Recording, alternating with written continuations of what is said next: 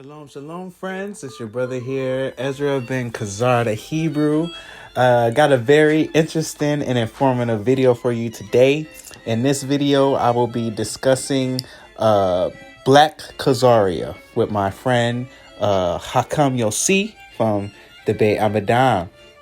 So today's video is called Black Khazaria, a Judaic Noahide kingdom. And in this video, we will be speaking on the differences between East and West Khazaria, also known as White and Black Khazaria. In Hunnic and Turkic cultures, the colors can be appearance and location. The White Huns, for example, were sort of west of the Turkic Xiongnu homeland and were known as the Hephthalites, while the Attila's Huns in Europe were sort of western, but also in an upward path, like north, and those are the Black Huns. Also, however, we have the skin colors of the Magyars on file, and they dwelt in the same area as Black Khazaria, and as we see here, most were dark to intermediate skinned. So this is very interesting to see. Also, in this discussion, we will be finally touching on the House of Abba, a Khazarian family that became a royal Hungarian house. So I pray you're edified. Visit the Bei Abedan channel for Messianic Noahides. And if you're looking to get into the Jewish roots of your Abrahamic faiths, stay tuned and learn more. Like, comment, and subscribe. And stay tuned, and I pray you enjoy the video.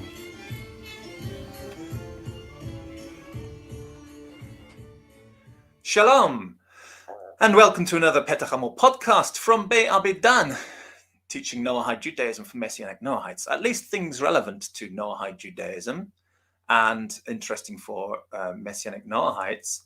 I have with me in the studio today Ezra ben Khazar, the Hebrew, and we're going to have a bit of a chat. He's going to take over the show, just so you know. Ezra's taking over the show, and he's going to, we're going to be talking about Black Khazars today. So, Ezra, thank you for popping along. Do you want to take over? Thank you for having me, my brother.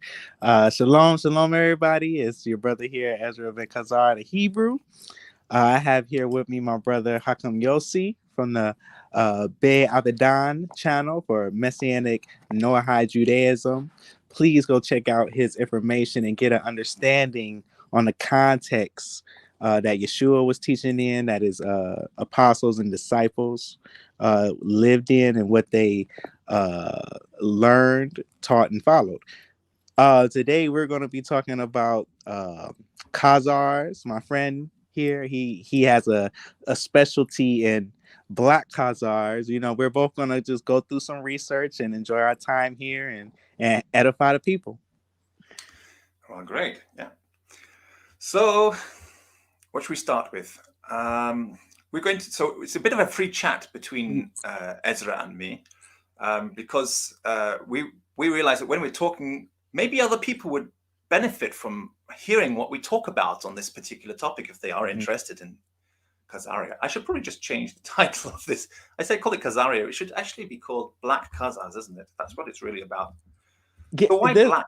With the let's go with the Black Khazar, the Black Khazar title, because the area we're speaking on, was that Black Khazaria?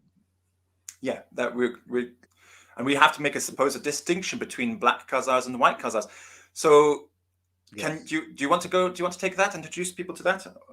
Yeah, I want to speak on that on the colors. Yeah, because they not only do they speak on race or appearance, though we do know that there were different appearances to the Khazars. If you look at my video, the first Khazarian DNA video that we went through, we actually looked at the appearance of some of the Khazars in the data, and we see some had dark, actually a lot of them had dark to intermediate skin colors, and then you had the pale skin color as well. You had red hair, blue eyes. Yeah.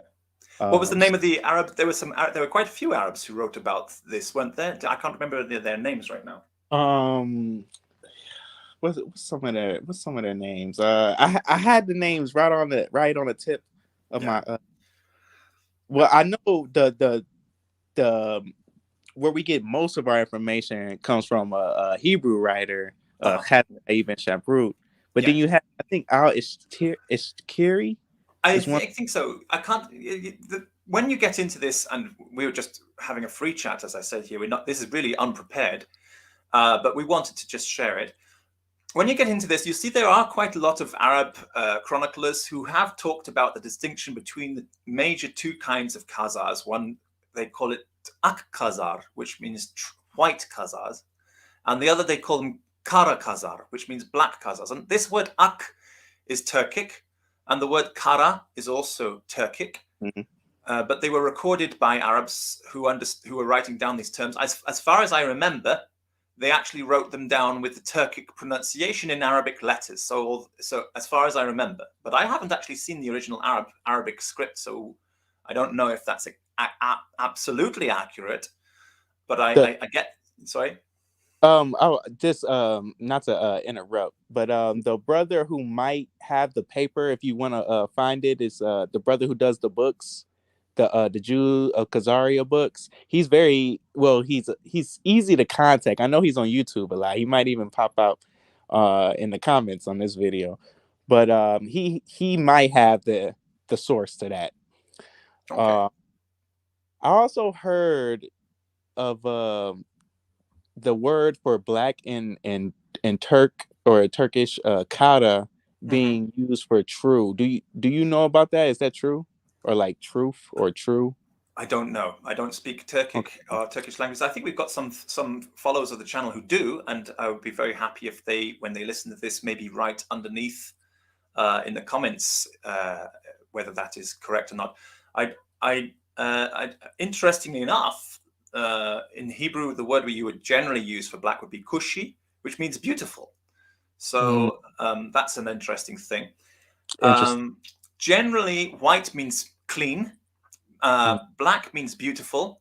Red means apostate. So we have use of language which doesn't necessarily mean to do with the skin color, but can be describing somebody. Somebody could be, therefore, red and white and black. Exactly. That's the funny part. And it also means directions too, in some senses. In some senses. So yeah, I've heard that too. What is it? North is black, isn't it? Usually in Central Asia, north is black. I'm not 100% on the directions. Maybe one of the viewers can edify. I know I got a lot of Turkic speakers and yes as well. They can help edify us on that. You can correct me if I'm wrong. I think in Uzbekistan, the area of Uzbekistan now, the Huns who were in the north were called black. Actually, really, it's the area of Tajikistan. But the Huns in the north were black. The Huns in the south were red. The Huns in the east were blue, and the Huns in the west were white. So these were directions of north, south, east, and west.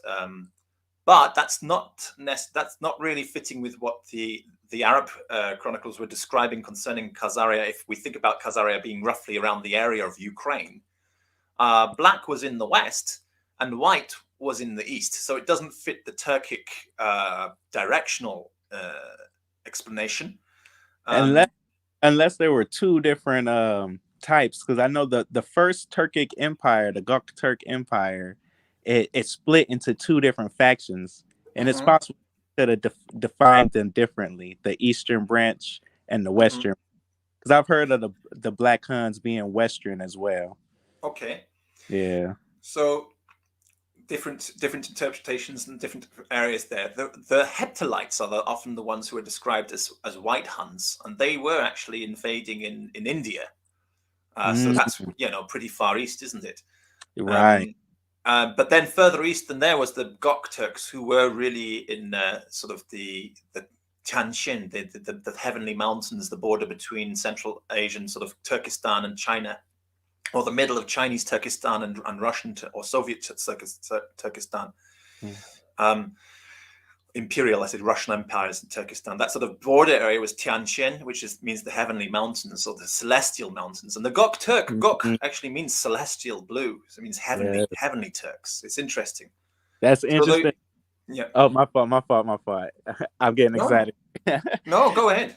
Jump in. especially because according to some scholars, their original religion worshipped a guy who didn't have an image. That's right. The Yeah, God of that's Heaven. very Yeah. fascinating. Yeah, out of heaven. Tengri, wasn't it? Tengri. Yep, yep. And I think in the Chinese pronunciation, they had Tian Li was the way where they wrote it down, but it's Tiangri Mm, is basically the god of heaven, and it was one. They were monotheists. They yeah, actually worshipped one god. very fascinating. And when you see how religiously tolerant they were, it really makes it really, makes sense why they accepted all these different people within their empire to grow, build, Yeah, and get understanding with the holding debates and such. yeah. And Hmm. we also, I mean, if we go way back in time, although we will get onto the Black Khazars, but let's go going way back in time. Of course, when the northern tribes of Israel were exiled, and then later when the southern tribes of Judea were also exiled, the kingdom of Judah was exiled by the Assyrians first and then the Babylonians, they all ended up in northern Persia area, sort of like Azerbaijan area, which we would call today, Hmm. which is or the southern coasts of the Caspian Sea, which became known as the Khazar Sea. Yep. Um, and so, but we're talking about something like this was completed like 2,500 years ago, 500 BC. It was beginning with the 700s BC with the Assyrians, and then the 500 BC. So we don't know exactly. We haven't really got an idea of how old this Tengri religion was. This religion of the one God of heaven. We Mm. know that the Gok Turks were practicing that 1,000 years later, 1,000 years after the exile of the Israelites to the Central Asia. But we don't know whether there was a possibility that they had originally in their ancient past been kind of what we might call God-fearers or Noahides because of contact with or interaction with exiled children of Israel to Central Asia, or at Yep. least to, yeah. So Those it 10 could be the 10 tribes, exactly. tribes. You want to take over this part? Turkic. The 10 tribes, right? That the 10 tribes, which is actually what they actually call themselves, the Oguz Turks, Yeah. the Ongol On Turk. board. Yeah. Same thing as Hungary, which is what Yeah. the Hungarians are called. So that's very fascinating and interesting. Yeah. Um, On Ogur. On Hungar is literally means 10 tribes. So Hun actually could mean just 10 and be an abbreviation of that. So Attila the Hun could be a mm, reference to Attila of the 10. that's Uh, yeah. Oh, and for those people that's been following the videos that we've uploaded on the channel, and in the same video I spoke about earlier, the first Khazar DNA video, there Mm, was a Khazar who he didn't have a Turkic genetic makeup. He had a Levantine genetic makeup, hmm. Yeah. but That he is lived the interesting. same lifestyle as the other Khazars around him. But he possibly was from the Levant, who could have brought that religion or a God-fearer type religion, Noahide religion. Yeah. Yeah. So we've got, I think, not just one connection to the monotheistic religion, the God of Abraham, Isaac, and Jacob, when we're talking about Central Asians, Huns, Turks. I mean, look at this. Here's something you don't know. Maybe you do know. The name of the religion, the ancient Turkic religion in the Kazakh language is Tore, Wow. which which means the law of heaven. And that Wow. is the religion of the Tengri worshippers, Tore. It's transliterated as Tore. But that Mm. is almost exactly Torah, which is which is the That, Yiddish word. wow. Wow. That's deep. Yeah, That that's is deep. interesting, isn't it? Yeah, that's interesting. Wow. So, Hmm. so, so the possibility is that in some ancient, distant, lost past, when the tribes of Israel were exiled by the Syrians and the Babylonians to basically the area of what is Azerbaijan today, that they may have had a significant influence on Turkic tribes or proto-Turkic tribes in that area who adopted monotheism and some concept of basic laws of Noah, maybe from them at that time. But that wasn't the begin. That may have been the beginning of the situation, but it wasn't the end. Right. I think that was the very, very beginning. There's sources out there that speak on certain tribes such as Shimon and Manasseh being up in that area and probably teaching them different things of that nature. There's traditions of a cave where they had books of that nature, where Jews who were in that area, they stayed in that cave. And when the Khazars were taking the Judaism more seriously, they went back and revisited this cave and was like, okay, what's happening in this cave? And that the King Bulan might have got circumcised in that cave as well. So it's very fascinating. Very interesting. Nice comment from Bei Abedan Afrikayim saying Khazar takeover. Shalom, my brother. We are the original Khazar mafia here. What everybody's afraid of, but they shouldn't be so afraid. It's quite a beautiful thing we were talking about here. And you get this anti-Semitic fear goes on. I'm not saying that's what Afrikayim is saying here, not at all. He's on our side. He's one of us. He's a friend.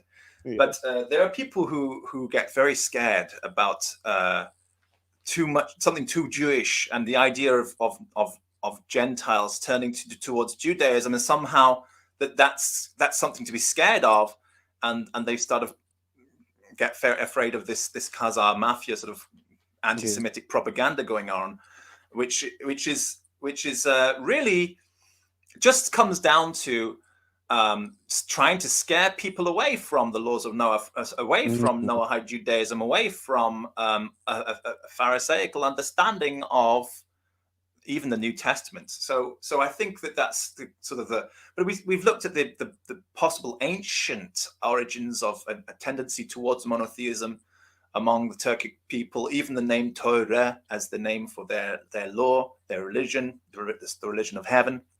And then something happens much later. I mean, Attila the Hun is famous, coming into Eastern Europe, taking over Central Europe. Rome was terrified of him. And he was actually quite friendly to the Pope. I think that he respected men of religion, which is an interesting thing. He didn't respect men of war. He punished them brutally.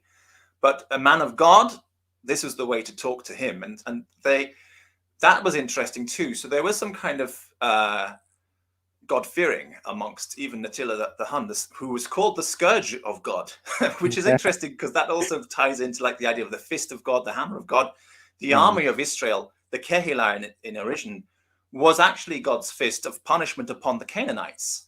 So he prepared the army in the desert as nomads for a long time, and then sent these nomads in against the settled people of Canaan and punished them, and they took the highlands. This is kind of interesting that sort of pattern sort of happens with these nomads of Central Asia coming in and storming essentially the Roman Empire and causing a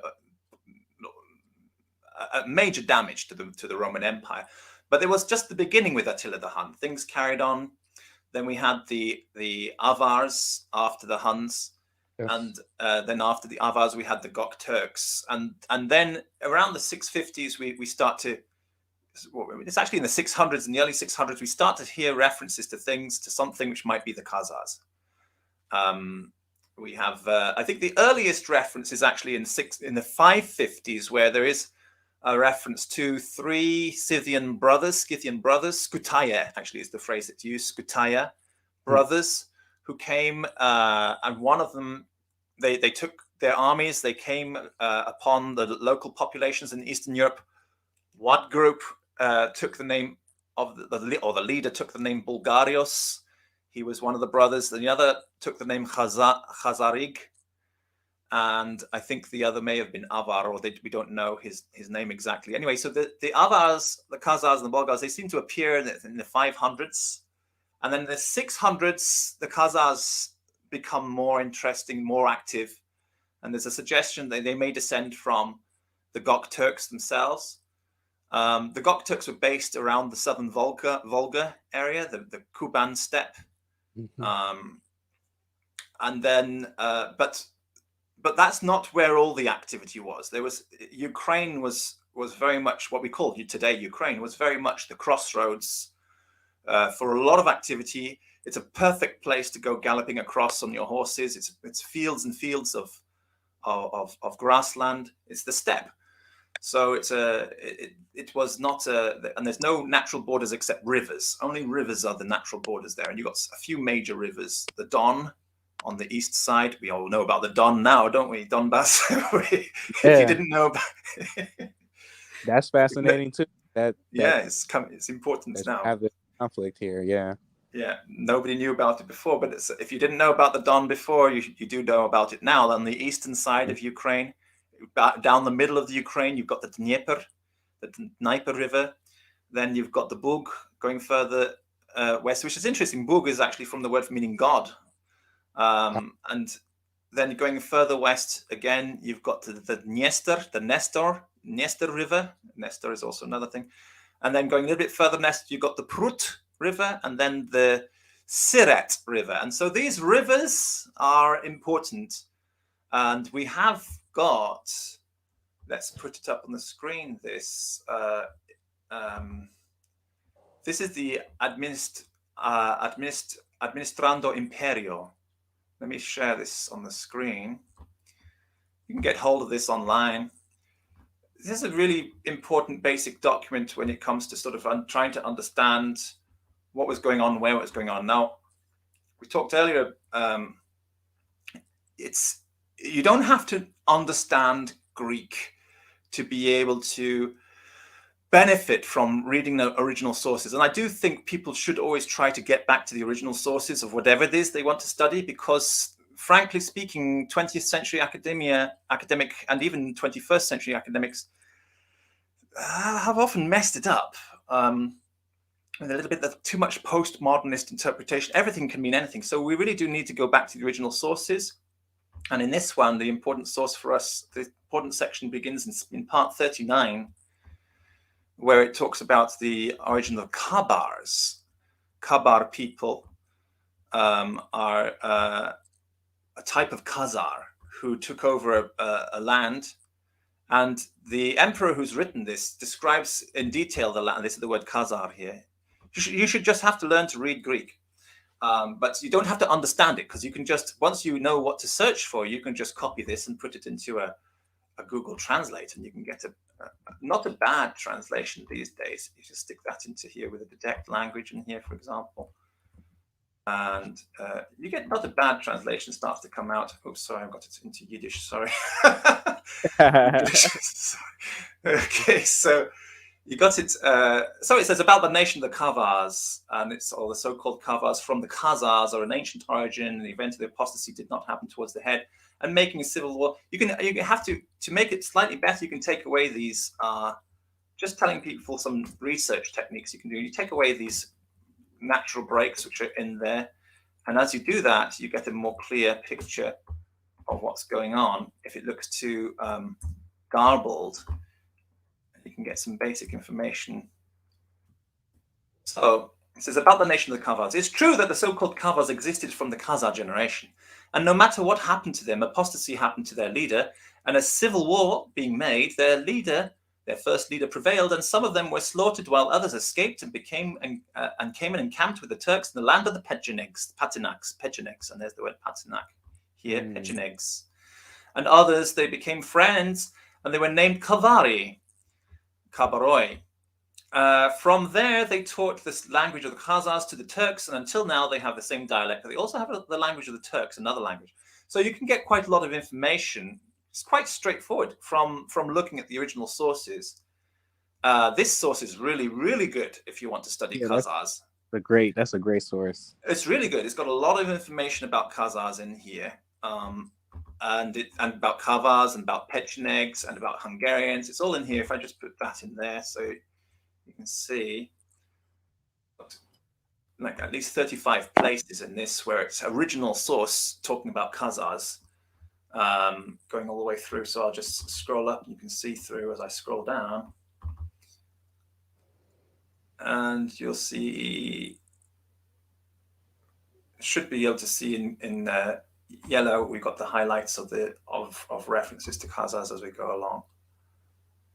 Some people, some scholars say that this Kabar apostasy could have something to do with King Obadiah around the year 860 or 890, deciding to take his Judaism to another level with the rabbinic scholars. Yeah, and that's what. Carry on. Yeah. And that perhaps the Kabars wanted to maybe stay Noahide or maybe mix it with other beliefs, but he didn't tolerate that. There's no concrete evidence. I don't believe there is for this, but I think there's something in it, but I think it doesn't really make sense unless we turn it around.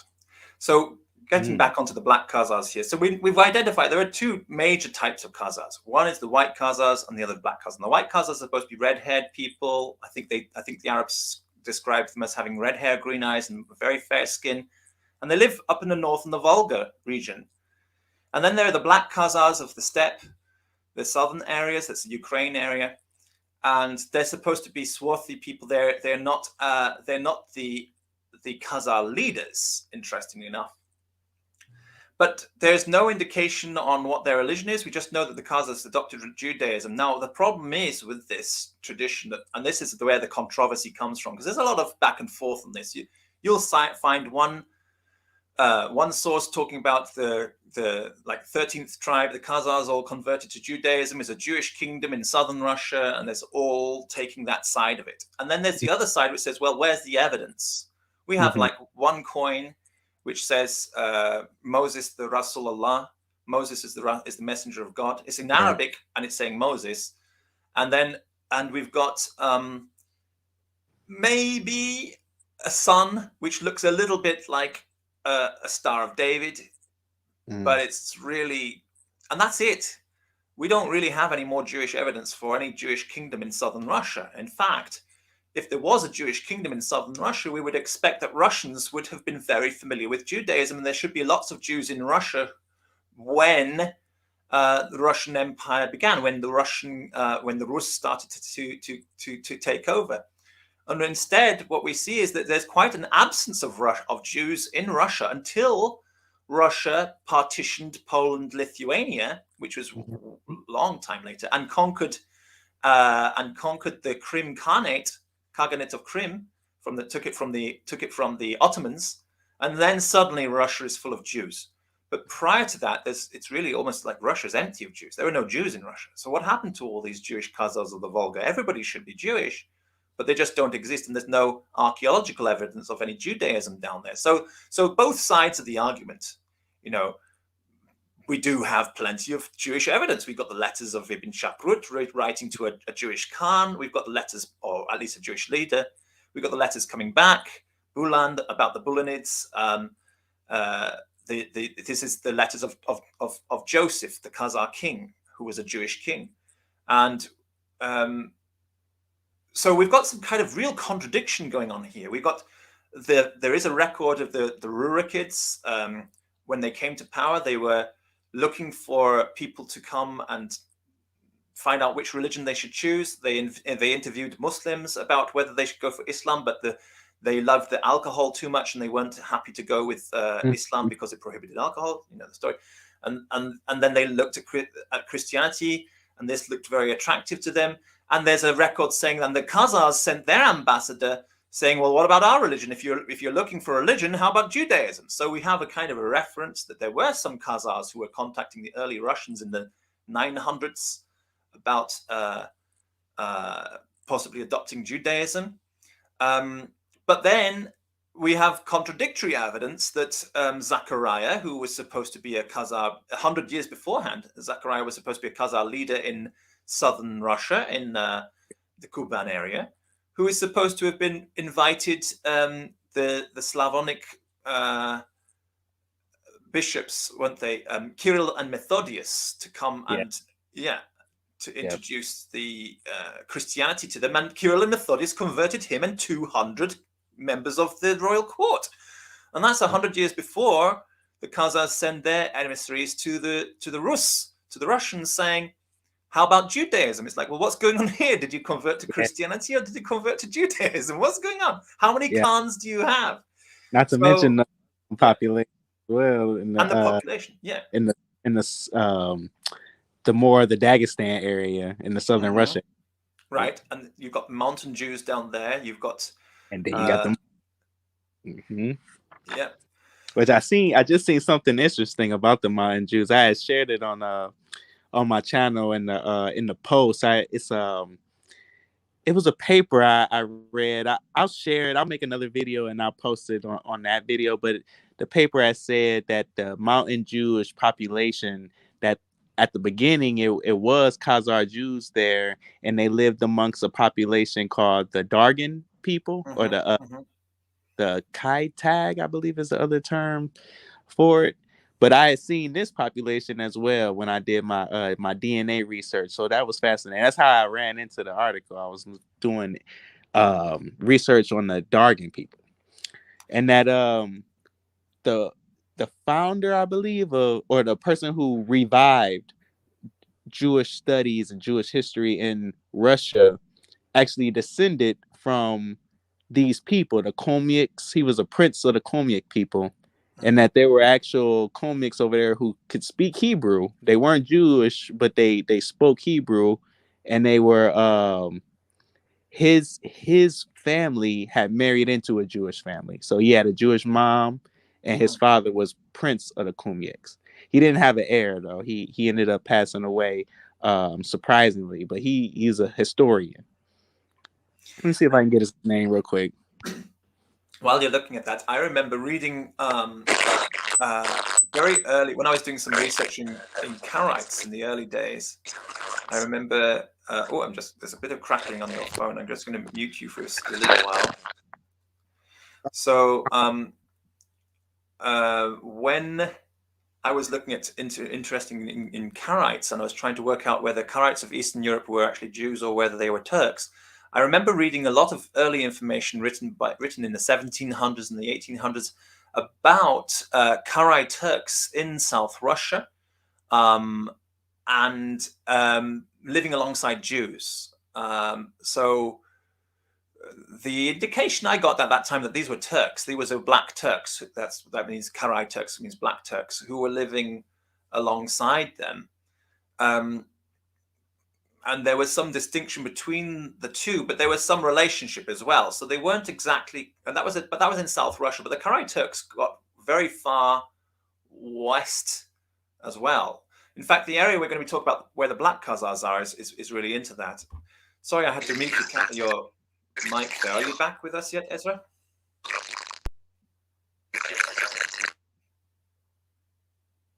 Sorry, I wanted to wait till my phone stopped crackling. Oh, your phone. It was like, it's getting like warm, so it was doing that when I tried to search the internet. But his name was Rashid Kaplanov. That's his name, Rashid Kaplanov. So if anybody wants to do research on him, look up that name, Rashid Kaplanov. Very good. All right, so now let's get on to the Black Khazar area. We've been talking for 31 minutes in general. I'm going to show you something. I just published this on our, because we were going to do this talk on our Bei Abedan website, Noahide Judaism for Messianic Hebrews. It's noahidejudaism.shul, S-H-U-L-E. Noahide spelled N-O-A-H-I-D-E, noahidejudaism.shul. And I just published this today, Monday, 19th of June. It's a bit rough. It's not really ready, but we thought, well, I'll just stick something up so we've got some things to refer to about really Black Khazars and the origin of the Black Khazars. We've got Black Khazars, we've got Black Magyars, we've got Black Uyghurs, we've got Black Cumans, Kumania, we've got Black Bogdans as well. And all of these black groups are focused on a particular area, which is in the west of Ukraine, Moldavia. Nowadays, we know it as Moldova. It was a much larger area called Moldavia, which actually is on either side of this river. This is the river basin of the. You have to understand that a long time ago, borders of countries as we know them, they didn't exist. What we had were river basins. People wanted to protect their water supply. And so if you want to understand what the country's a natural country looks like, it's basically what we call a river basin. So this is the Prut River Basin. And there is another river basin on the other side, which is the Dniester. And that's on the east side of the Prut. On the west side of the Prut, we have this the Siret. And these three river basins together, Dniester, Siret, and Prut, became Moldava, what we know as Moldavia, actually. Moldova is now really mostly between the Prut and the Dniester. I've got a picture somewhere down here of the area we're talking about. That's another river basin. This somewhere here. I've got it somewhere. Here it is. There's a nice picture here. Let's put that on the screen. Nice so what we're talking, yeah. So that was nice. So what we're talking about here is these three rivers. This is the Siret River coming down here in western Moldova. This area was Moldavia.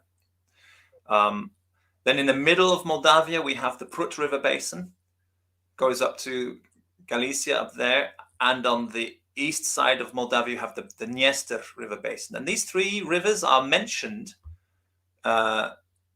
just so you know, they're actually mentioned specifically in this source we were looking at earlier as a kind of a homeland, a location of sort of a Khazar area called Atal-Köz. Köz meaning the root, or Atal-Kuzu.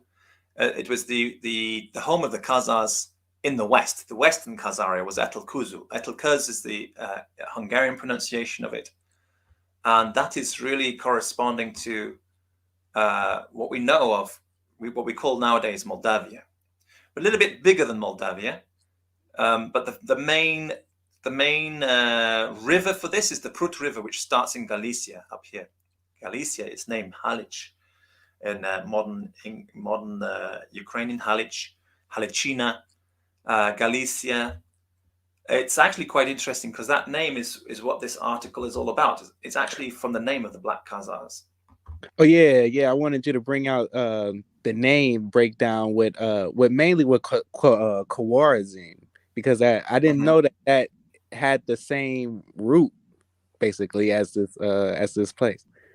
Yeah, so this is my real area of my special interest and knowledge is on, I suppose, three specific Hungarian sources. We might say Transylvanian sources, Hungarian sources, which are about the origins of the Hungarian nation. But in the process of talking about the origins of the Hungarian nation, they make these odd references to Khazars. One of the authors is Magister P. People sometimes call him anonymous, but I think that's just because of the modern day popularity of anonymous. Basically, he's not really anonymous. He is called Magister P, but because we don't know what the P stands for, it's kind of cool to call him anonymous. That's interesting. Yeah, that could have been like a nickname or something. Yeah. So really, his name is really Magister P, and he tells us about the Khazars. He uses the word. They write all of these three sources write in Latin, by the way, and he talks about Khazari, the people Khazari. In actually, we have got a picture of that too, somewhere down here. Here, on this map, this blue area is the Khazar. It's actually, this is a map which is written in Hungarian, and it says it's Khazar Orsaga, which means Khazar land, Khazar country. Is that the Transylvania region? Well, Transylvania is the pink region next to it. In modern day, this is basically halfway down this blue area is the border between Hungary and Romania today. Okay. So half of Khazaria is in Hungary, and half of this is Khazar Orsaga. This is according to Magister P. He says that this is Khazaria, and this is in Hungary and on the border of Hungary and Romania, an area which we know today as Krishana. I think we've got another another picture of it somewhere, and here I'm going to try and bring up another one, because there is actually a Khazarian DNA project. I don't know if they have a picture of Krishana on there. Let me just I'll just get a picture of Krishana up, because I haven't got one. Yeah, this is definitely linking some stuff up, because as I see whenever I do like my jet match tests and all the things that I share on my channel, when I do my deep DNA dives, two places, Moldova, Romania, Hungary. Yeah. That's they always pop up. These places always pop up. And So and what, when yeah, sorry. Oh, go ahead. My fault. No, you go on. It's fine. Well, we might talk about this area later, because I seen it in the article, but I want to talk about it was one part in there that talked about Bulgaria. So like a migration of the Gulas or something I seen in there. Dula, yeah, Gula. Yeah, Dula, so which is the Dula tribe, the royal tribe. They are the descendants of Attila the Hun himself. Yeah, that's right. Which is probably haplogroup R1A, as just we're talking about that, possibly. And the fact that R1A is a very major group amongst Ashkenazi Levites. Interesting. Yeah. You know, Netanyahu himself is R1A. That's the current Prime Minister of Israel, who I don't like at all, by the way. But he's of that group. So which is mostly common in Moldavia. So there's something going on here. I believe that Bulgaria might be where my ancestors are from. So I think that's fascinating. Well, that wouldn't be surprising. Let's have a look at this anyway. So this is Krishana. They show the location on this picture, on this map. They show the location in modern part of this is the eastern part of Krishana, or Khazar or Saga, Khazaria, according to Magister P. The eastern part of Khazaria is in the westernmost portion of Romania, Krishana province. And the other part of Krishana is shown on this map. This picture shows you very clearly Krishana again. That's a nice map.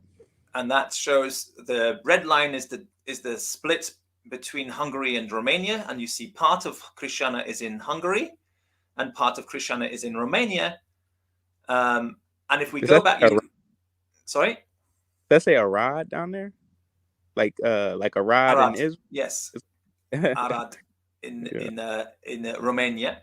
So if we go back to this map here, just remember the shape of Krishana, okay? Just remember the shape of Krishana, and you can see that is this blue shape here. You see this blue shape? It's the same shape. So this Khazar or Saga is Krishana. Well, the word Krishana is interesting because it's actually related to something. If we look up here, Krishana, so that it's actually coming from the root word krish. Krish, the root word krish, is also in Hungarian kurush.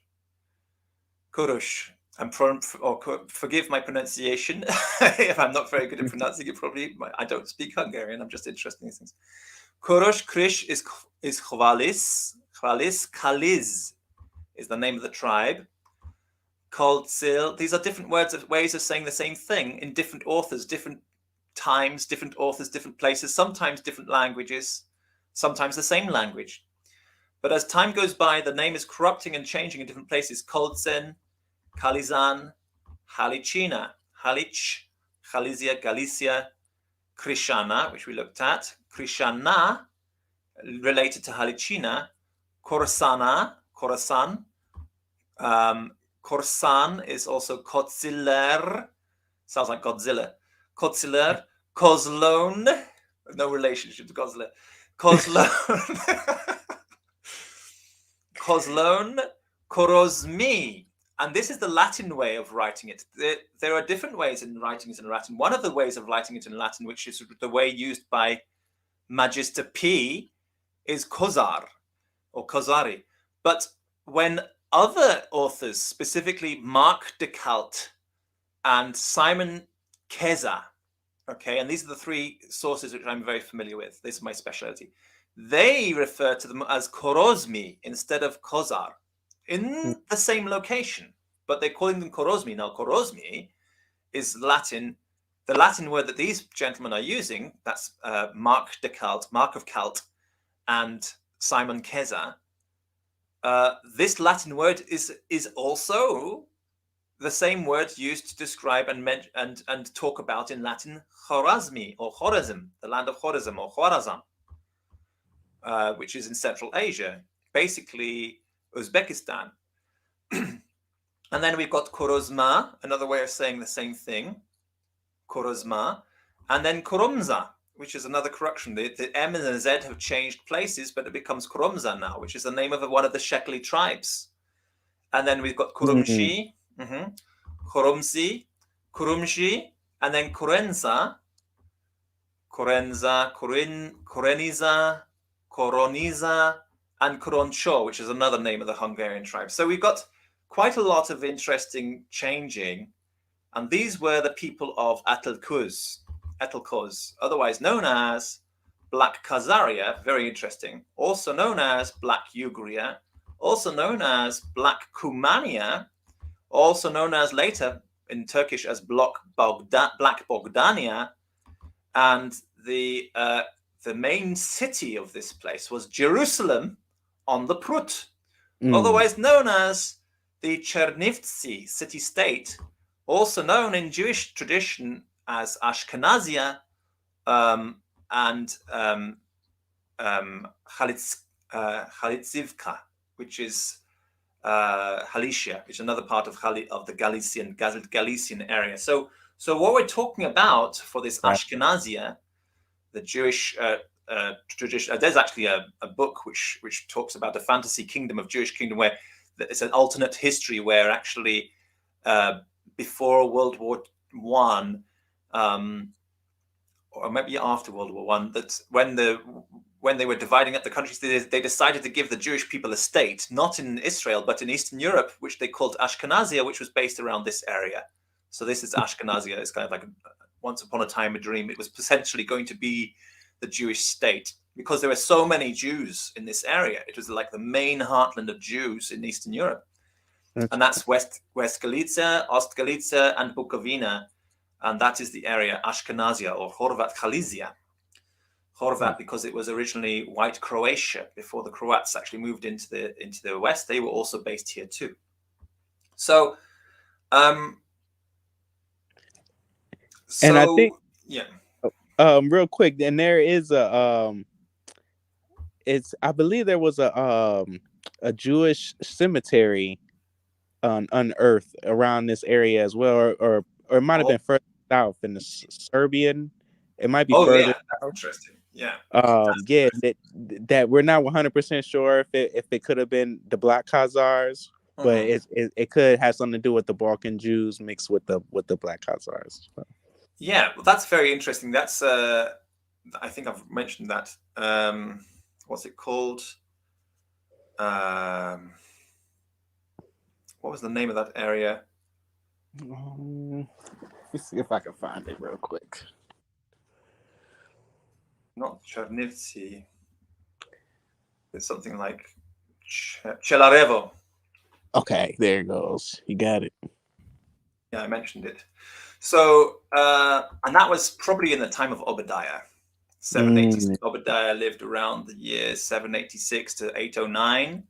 He was supposed to be the son of Bulan and Sarach, and he was the first really Jewish Khan of the Chernivtsi Khalisians. So he was a real sort of so this Khalisian, I haven't actually explained how the connection of these Khalisians are identified as Khazars, except by using these early Hungarian references where the word Khazar and Khazar land is referred to by another group as the Khorozmi, who we know that referred to Mark the Celt and Simon the Keza as Khorozmi, which was actually, we know, is a way of referring to these Khalisians. Now, the interesting thing about the Khalisians is that the Khalisians, they fought in the Hungarian army in the early days, and their religion is described as a Mosaic faith. That means a Moses faith. They were somehow a Judaic faith, but they were also called Muslims. And that is what confuses people who are outside of the field of Noahide Judaism. It's like, how can you be a Muslim and a Jew? You know, how does that work? What is this Mosaic Muslim, what's this? And of course, in Judeo-Arabic, that Muslim is nothing but Meshulam, meaning Noahide. So yeah, so what is confusing people is these Khalisians are somehow Jewish and Muslim, but if we use Judeo-Arabic, then we say, okay, well, they are Noahides, they're Meshulam. And remember the coin, that one coin, which is, I think it was actually from Sweden, but it talks about as a Khazar coin, which says Musa Rasulullah, Moses is the messenger of God. It's not written in Hebrew, it's written in Judeo-Arabic. Yep. So yeah. So we fascinating. Wow. Yeah. So while everybody was looking for Jewish kingdom of Khazaria in South Volga, and now let's just go up and look at some picture of the here. This is useful. These are river basins again. Always look at river basins when you're trying to understand ancient peoples, because they want to protect their water supply. They don't want their water supply to be poisoned or polluted. They want to keep their water clean.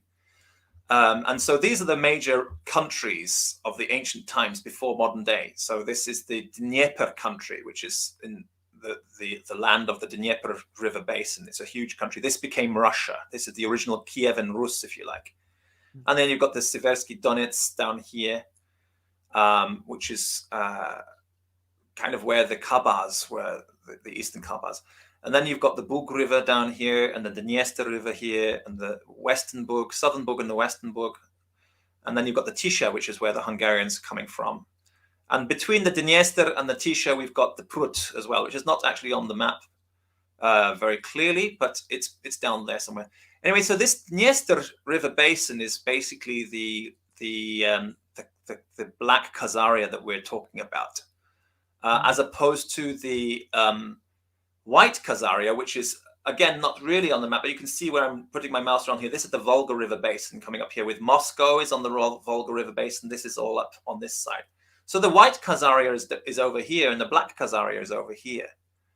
And although we don't have any evidence for Jewish religion on the Volga, we have so much evidence for Jewish religion on the Dniester. It's too much evidence for Jewish religion around here. And that group you mentioned with the Chelarevo, if you can just see where you follow my mouse down from the Dniester down here through the Tisza, following it through to Budapest, going down to Belgrade, and this northern part of Serbia up here, going from the Tisza, is where those Jewish graves were found in the time of Bulan's son Obadiah.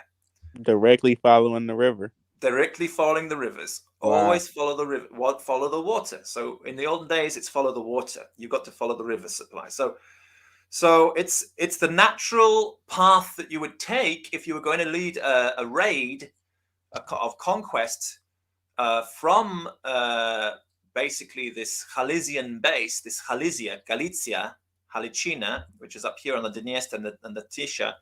If you're going to lead a raid down to the south, you'll go down this river through where modern day Budapest is to northern Belgrade, and that's where you've got your Khazar graves there as well, even though it's far away. So you've got these Turkic Khazar Jewish graves in this area, so far away from where the Khazar Empire should be, and it's like what it can't. They don't know how to explain it. Just also look here on the Tisza here. You can see. Do you remember that area we were looking at here? This northern border. This line my mouse is going up and down now. Yep, the border of Romania, and was that the border of Hungary? Yeah, exactly. And this is Khazar Orsaga, as described by Magister P. Just exactly on the border of the area where those Jewish graves were found, Khazar Orsaga. So basically, my interest has always been in Jewish Khazaria, which turns out to be Black Khazaria, which is in the west and is going down to Hungary, Romania, and even northern Serbia. But its main heartland is up here in Galicia, which is the area which is where the main hub of Jewish activity in Eastern Europe for a long time. Now, a lot of people think that the Jews moved into this area as a result of the expansion of the Germanic people in trade. But we have actually got references to Jews being cracked down upon in the Hungarian Empire, as even before that happened, even before the Crusades. Usually they think, well, with the Crusades, the Jews in Germany were persecuted during the Crusades, and they moved into Eastern Europe. But we have evidence that the Sabbath religion, the Sabbath keepers, began to be persecuted in the time of Bela. I think we'll find Bela here. Bela I in 1061, before the Crusades.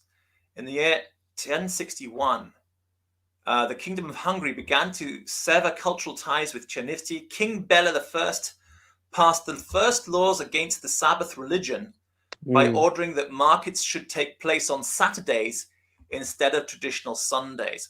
And that is really interesting because it's basically trying to starve anybody who was a Sabbath keeper. And that's happening in 1061. Yeah.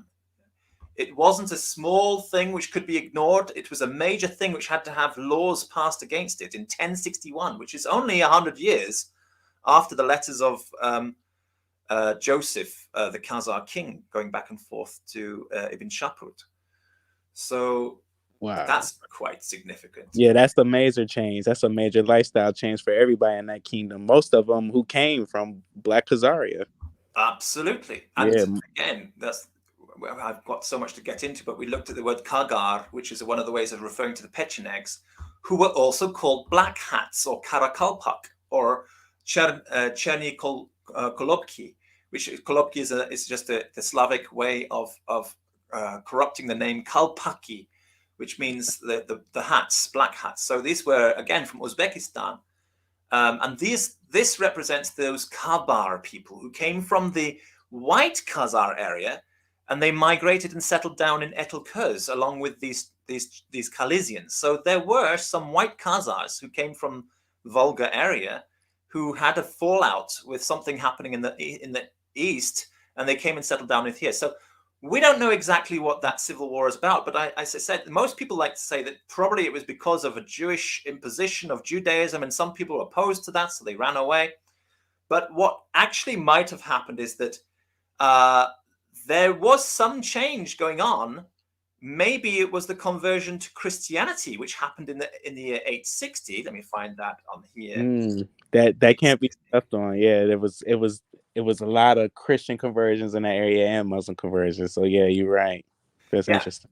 So in the year 861 is when Khan Zachariah gets converted by Kirill and Methodius. At the same time, the Kabars run away from the east and they go and settle in the west. So what might be looking at is that Zachariah, who was maybe the leader of the White Khazars in the east, converted and turned towards mainstream Byzantine Christianity, and those people who were objecting or not comfortable with that actually ran away from the east and went and settled in the west, where they were actually still practicing some kind of Noahide Judaism. So that's the Black Khazar area. So that's the suggestion there. And the word Khagar then, therefore, is just actually, it's not a G. We talked about that before as well. I'll just find Khagar again. It's not actually a G, this Khagar spelling. It's actually, the way they spell it is with this special Turkish G, and the same name as Erdogan, which is actually not pronounced Erdogan, but is actually Erdogan. So although we're looking at the people who are called Khagar, we're actually talking about Kawar, which is basically the same as Kavar. So yeah. So these Pechenegs actually paragraph too. Sorry? This is that paragraph I was talking about too. The Kotrag, covert Dulas were sent to Denver. Yeah, because the Kotrags were sent to the Dnieper when the Khalisians started to make an alliance with the late Avars, who were, according to Hungarian sources, they were a mercenary. There was a mercenary army of Edomian Khalisians who had, and that's interesting. His name is actually in Hungarian. His name is actually Edomen. He's actually called Edomen, which is Edomian. Interesting. Yeah, it means red.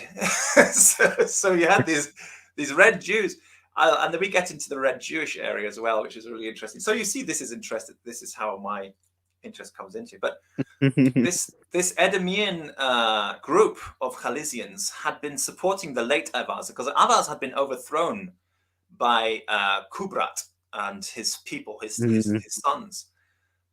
And we actually got a reference to that actually on this page somewhere. I think we do have a quotation from exactly what happened.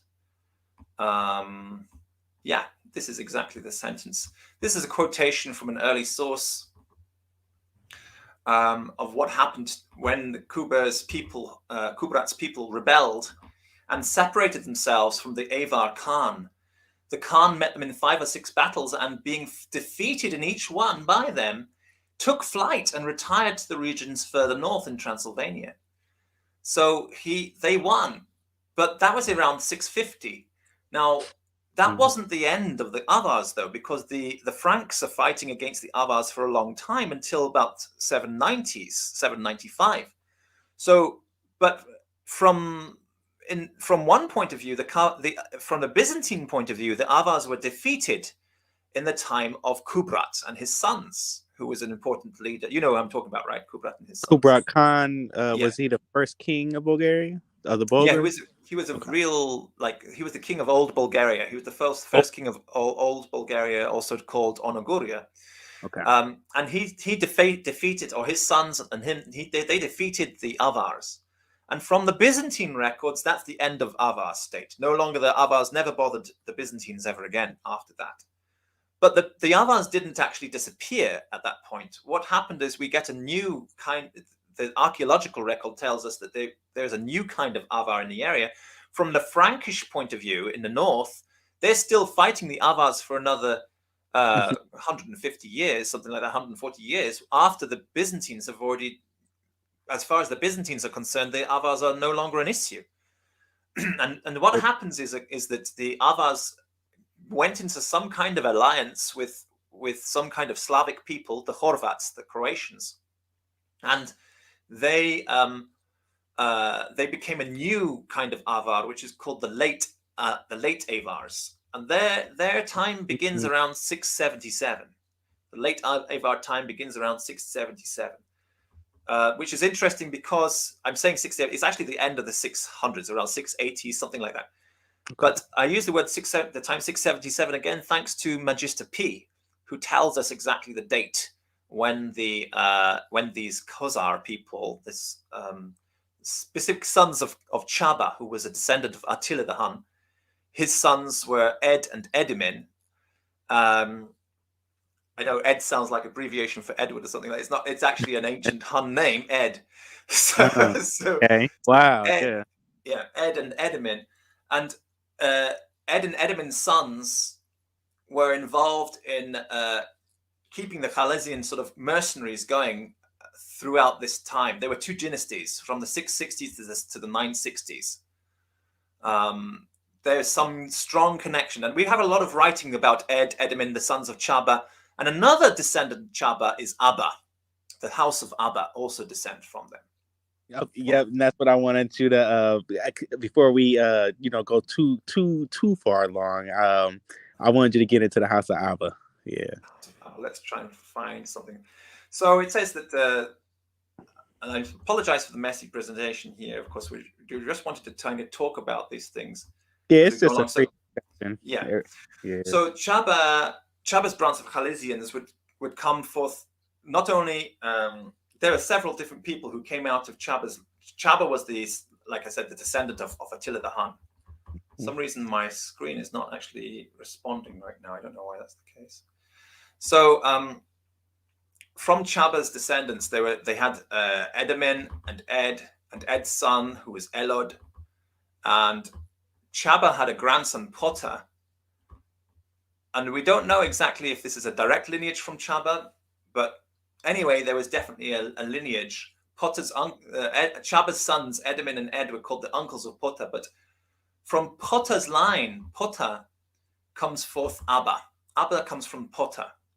Now, here we have a contradiction, though, because there is a research which is done onto the family of the Abba family, and they have found that the DNA haplogroup for the Abba family is a haplogroup E. which is interesting because it's actually not just a haplogroup E, it's actually a very extremely Ashkenazi Yiddish haplogroup, but it's from a Hungarian royal family. No, take note, everybody. Yep, take note. Yeah, it's very interesting. So now Abba might not be the exact direct patrilineal descendant of Chaba, but it's somehow descended from Chaba, alongside Edamin and Ed, who also descend from Chaba. Well, Ed's descendants, one of them is the Arpad dynasty, which is R1A. Again, that famous R1A. Yeah.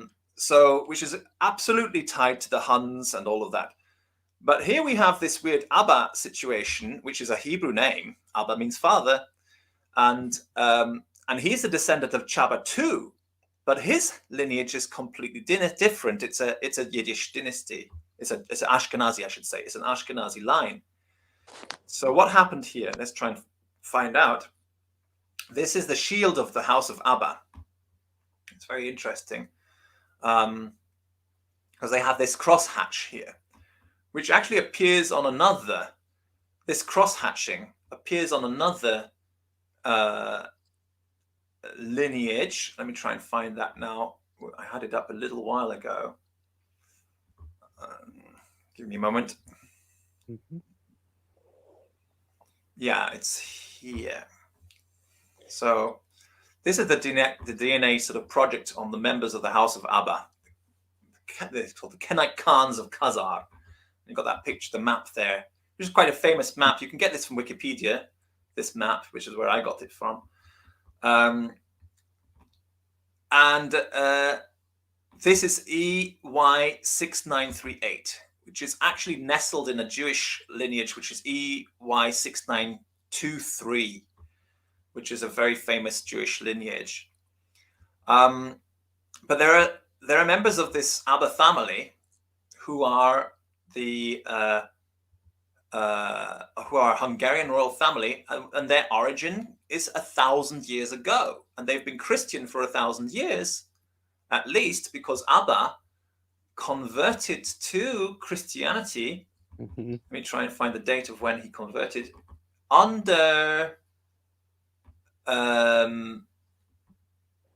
Stephen the Great of Hungary. Yeah, here it is. Stephen the Great. King Stephen of Hungary set about forcibly converting the Chernivtsi Khalisian Black Khazars to Catholicism around 1016. Samuel Abba converted at that time. He accepted Catholicism and married Istvan, that's Stephen, King Stephen's sister. And he became actually a king of Hungary. Whoa! So wait.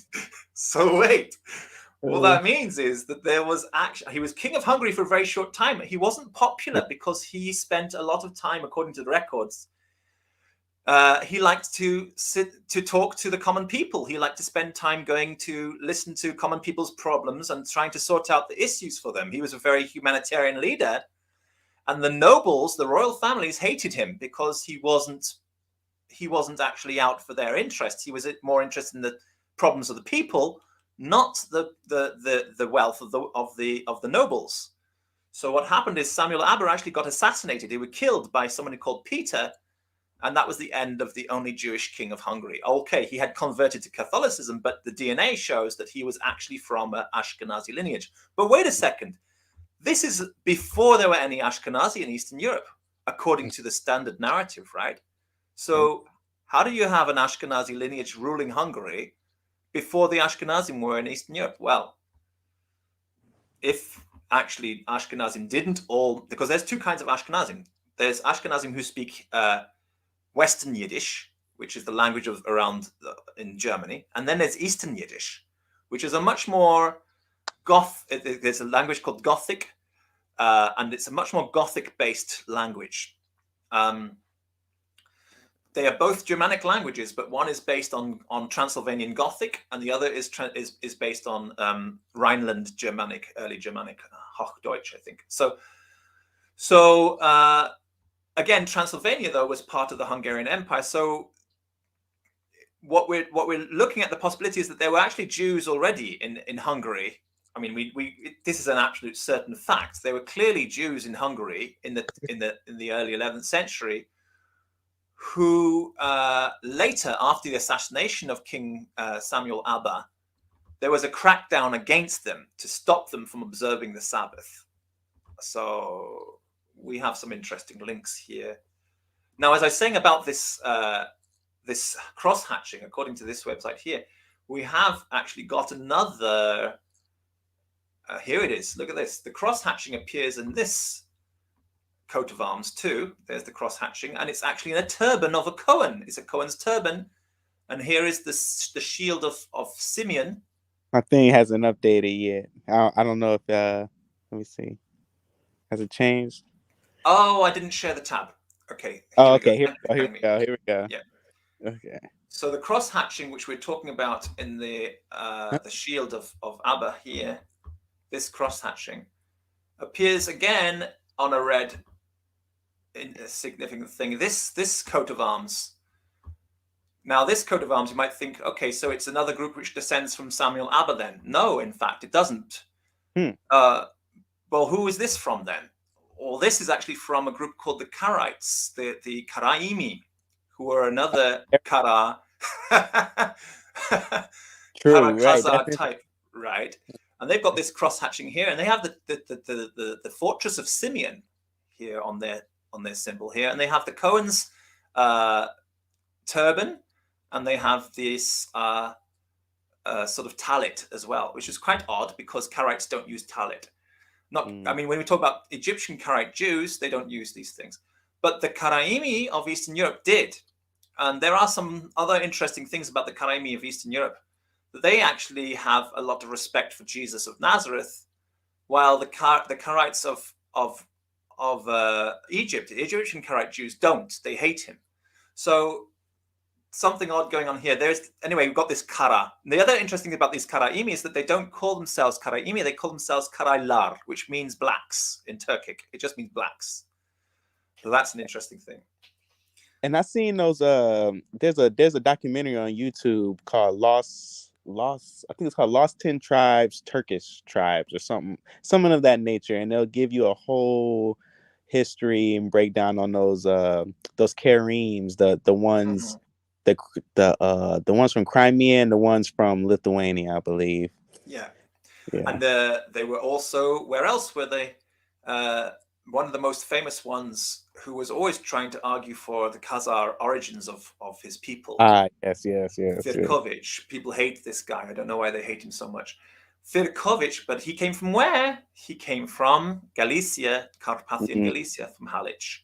Wow. So, yeah. And there was actually a major group of these Karaites. And in fact, the earliest reference we have to these Karaylar was in a contract, a peace treaty between the king of Halic, whose name was Daniel of Galicia, and Batu Khan of the Mongol Empire. Where Batu Khan insists that he puts in charge of Halic kingdom. He puts in charge the Karaylar. He puts the black Cumans in charge of Halicina, and that might be where these Cuman people actually ended up being converted to Judaism and adopting this cross-hatch symbol of the Abbas. And it's quite interesting. So anyway, the point is, I don't know what the exact connection is, why they have the cross-hatching, what this is all about, the Simeon tribe here. I don't know.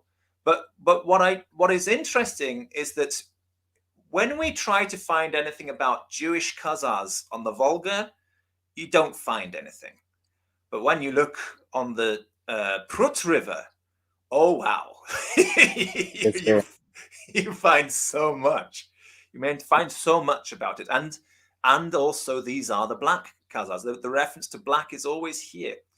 So now, why were they called black? And my theory is this. It's got something to do with Isat Sangari and the conversion of Bulanids, who were probably the local rulers of the Turkic people of this area, this descendants of Attila the Hun, who were mixed with these Khwarezmi tribe, this Khalisian tribe of this Prut River.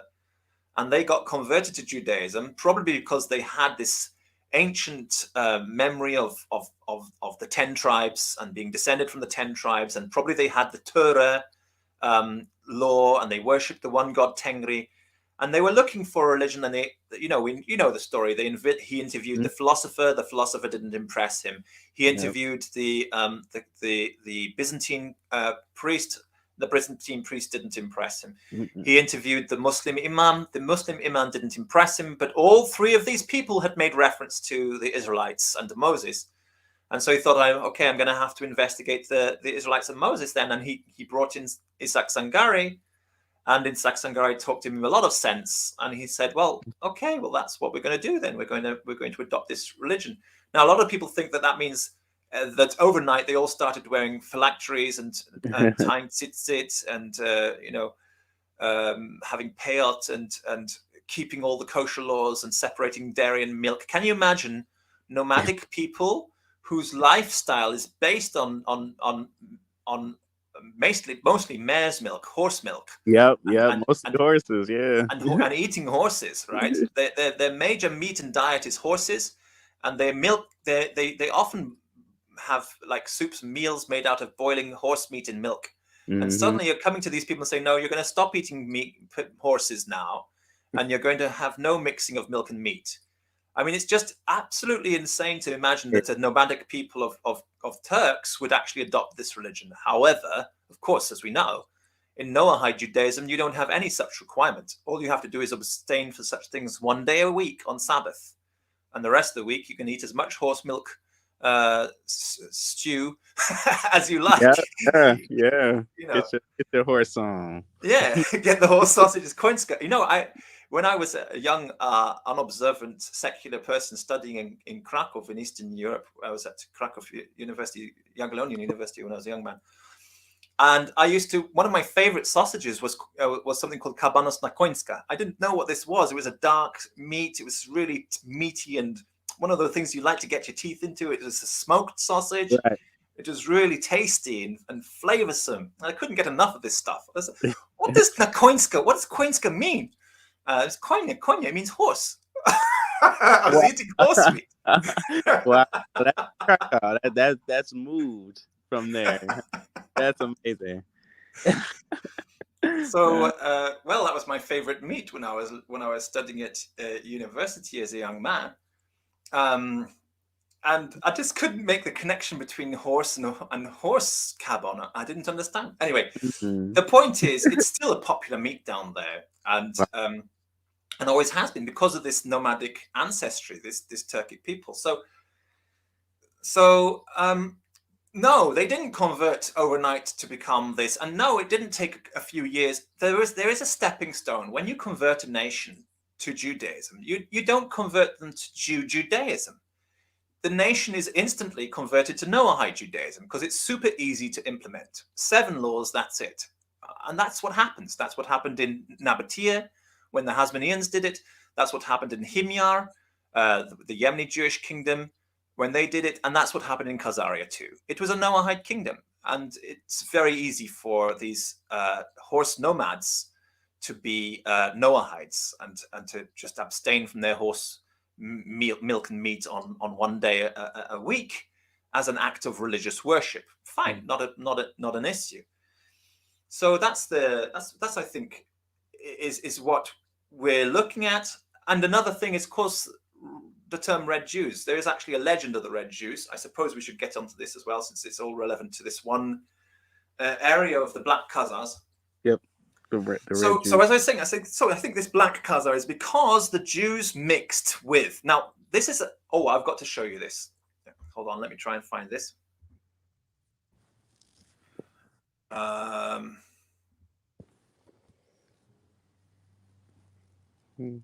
There was in this laws. Let me just try and find out.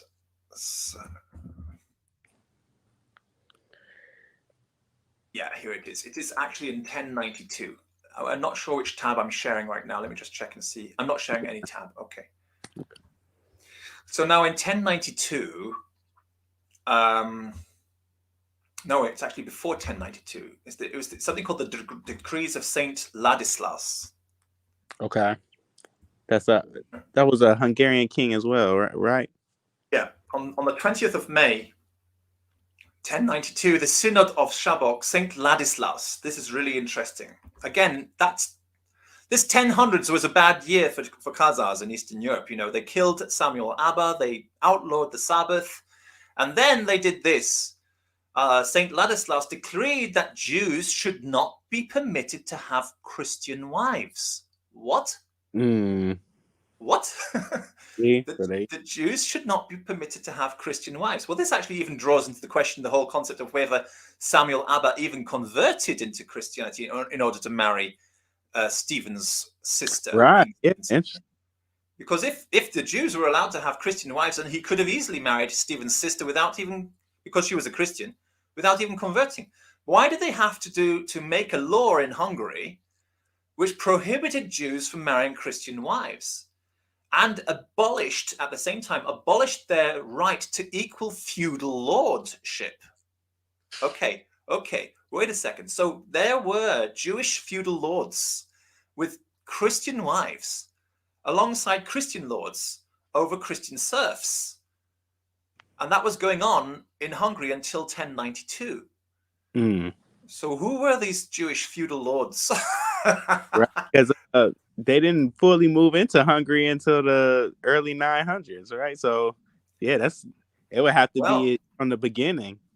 Yeah, well, that's right. So, I mean, you can't just become a feudal lord overnight. So, you've got to have some kind of nobility. Well, I think the key here is the Samuel Abba situation. Samuel Abba is just one of many. He happened to become the king, but there were clearly people who were important, who had been mentioned in the Hungarian records as fighting alongside the Hungarians from the time when they first came into the Hungary.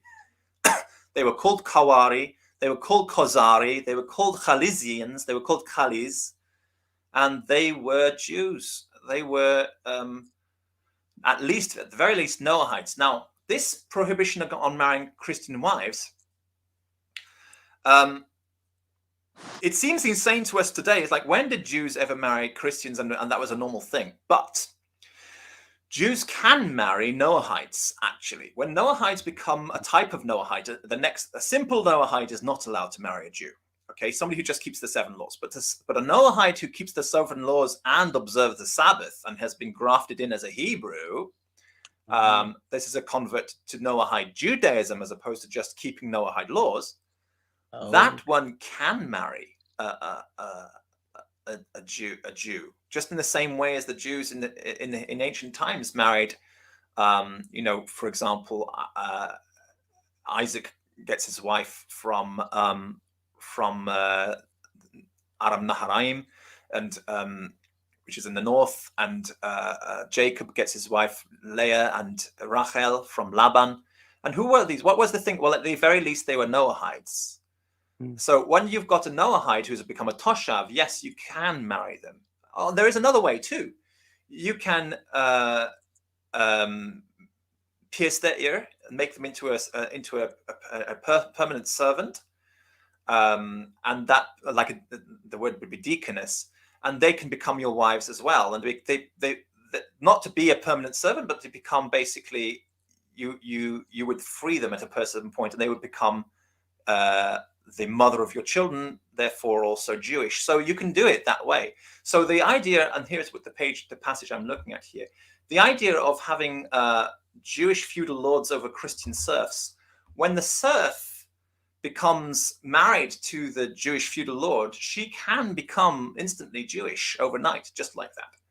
So so it's possible that there are 2 different ways of doing this. 1, they could be Noahides, or 2, they could be serfs of a Jewish lord. And the serf of a Jewish lord would be, at the point of marriage, would become a Jew. So it was actually possible, and I think that this happened also because there is a law that you should seek out. Now, it's actually Brother Rue knows more about this. Let me just come back and see if he's going to be making a comment on this. But you can seek out people who are enslaved and purchase them to free them, specifically to free them, since the Jewish religion is about freeing slaves. Yeah, I read in the Jews of Khazaria book, I've read that the Greek Jews were doing that they were freeing them as long as they came to Sabbath and paid attention every week. Right, right. Mm-hmm. And there's actually a law that you should try to seek out slaves to purchase them, to free them if they keep the law and pay, because that's that if they're observing Sabbath and keeping this bit on paying attention on Sabbath, they've become Hebrews. They've entered into the Hebrew family now. They are now they're practicing Noahide Judaism, and a Noahide Jew is an eligible spouse for a Jew.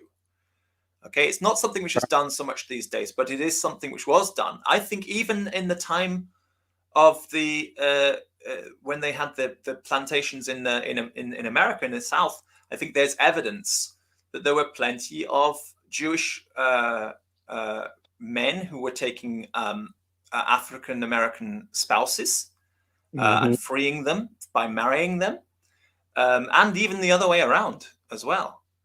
So yeah, definitely. so, yeah, I've definitely heard and read stories of that. Yeah, so that's another possibility as well. So there are. It's just interesting that they're so my suggestion is this: that when the Sangari came and converted Bulan, that there was a mixing going on between these new Noahides and these ones who were practicing Noahide Judaism, and Jews who had escaped from the Persian Empire, because that there were things going on. There was a lot of trouble going on in the Persian Empire at that time. The Abbasids were on the rise.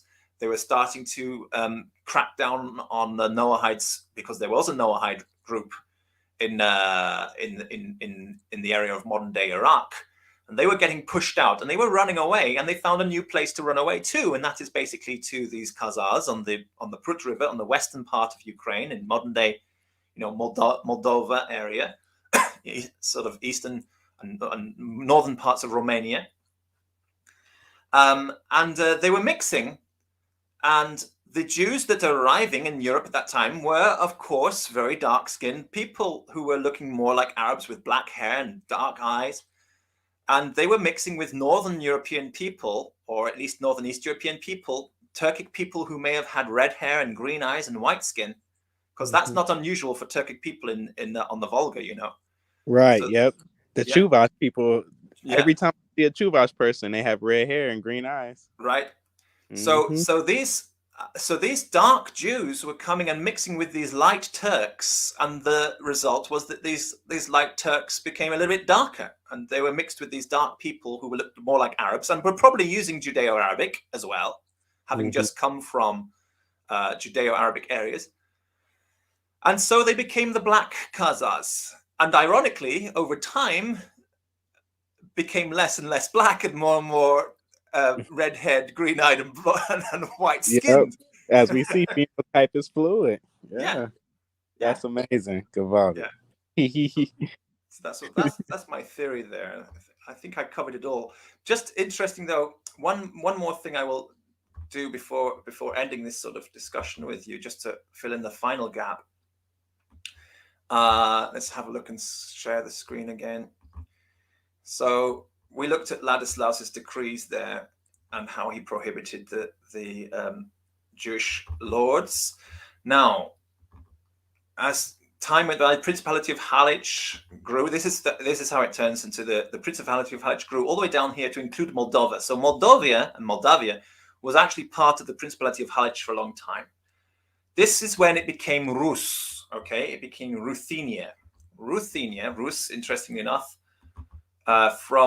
although it comes from a different word, Rus, it has this concept in the Latin world of being red. Okay.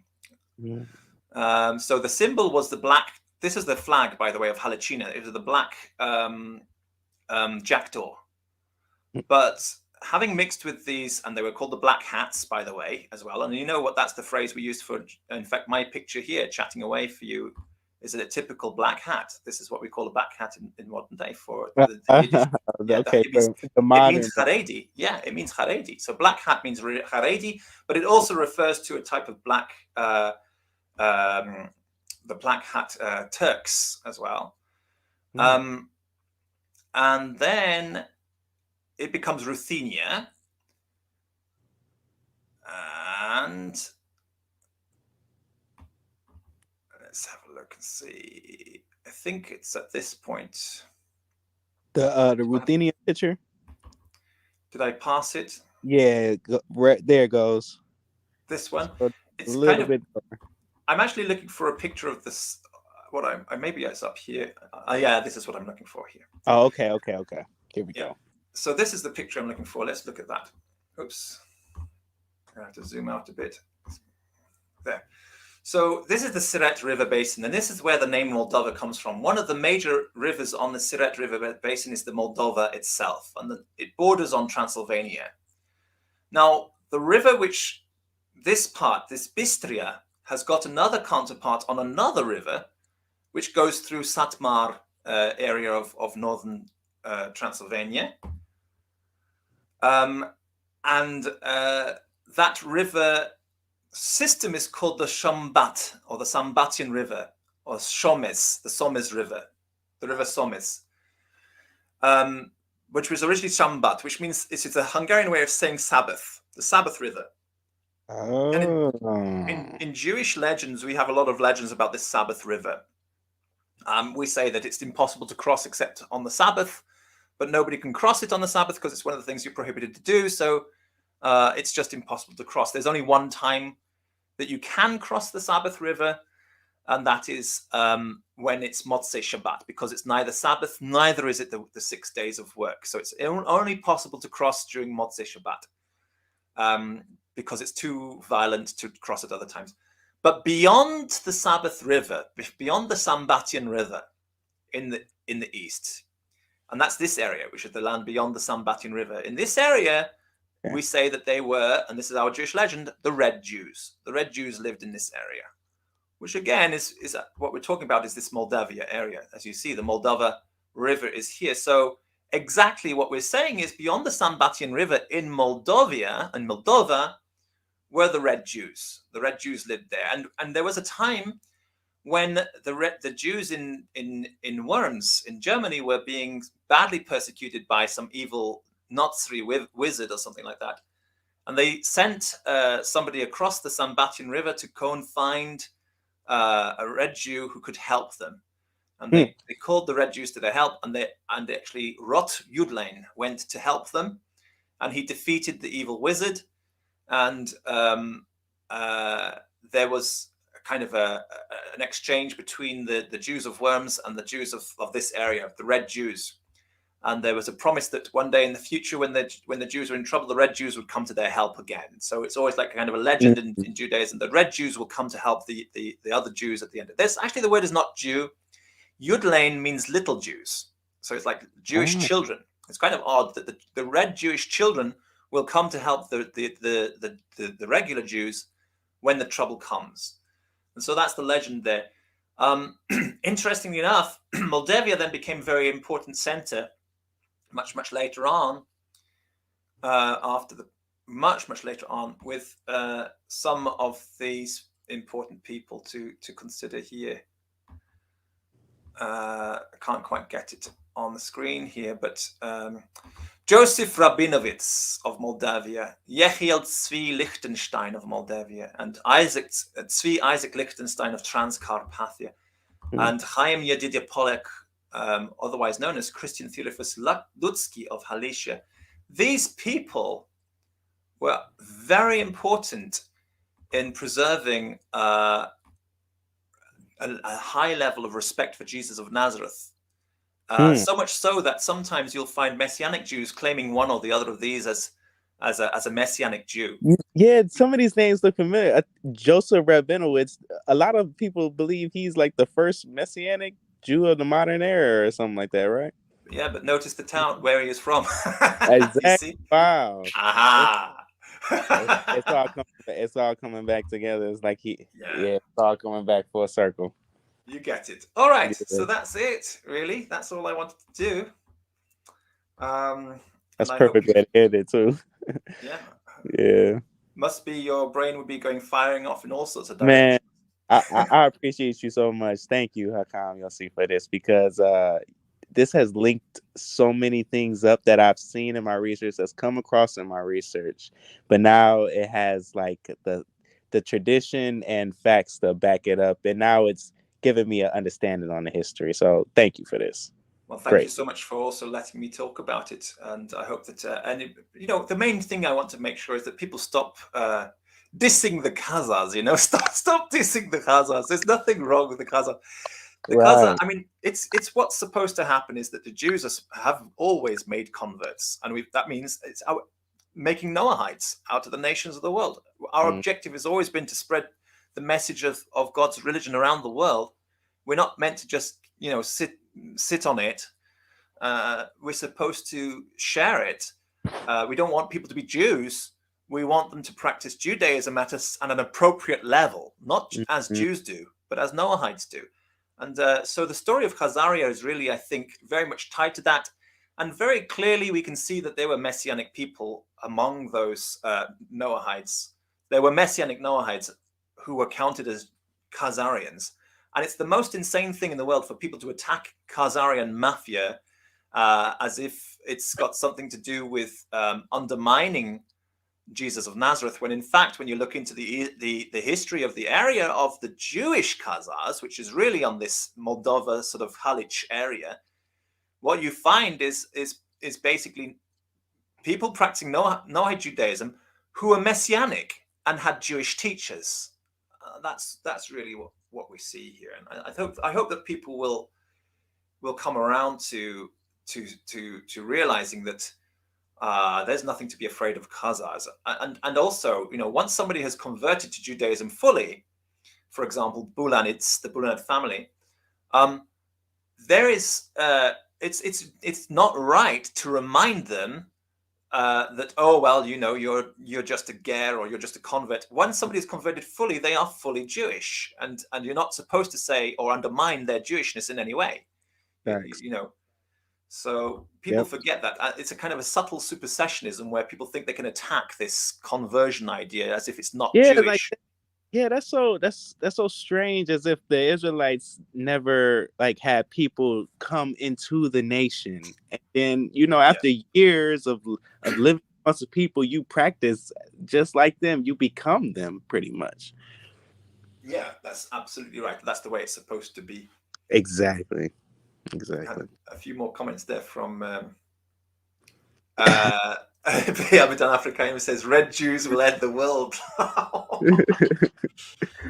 And he says, "I proudly claim my Khazarian and Afrikaim heritage. Why be ashamed of Hebraic roots? We need to normalize Black Khazars." Absolutely. Amen. And he also says, "This is also interesting. I connect with Avars, Magyars, Huns, and the Grand Duchy of Lithuania on GEDmatch." Wow. Yeah, same here. We brothers. Black Khazars. Great. Right. That's the way forward. That's amazing. So, if you want to wrap it up, any comments or? Well, basically, all I want to say is I pray and hope everybody enjoyed the discussion today. Please go visit the Bei Abedan channel, follow what's going on, and stay updated, learn, continue to build, and show love to one another. That's all I want to say. And thank you, Hakam Jossi, and so everybody watching for taking your time out to watch. Baruch Hashem, praise the Most High. Amen. Amen. Shalom. Shalom.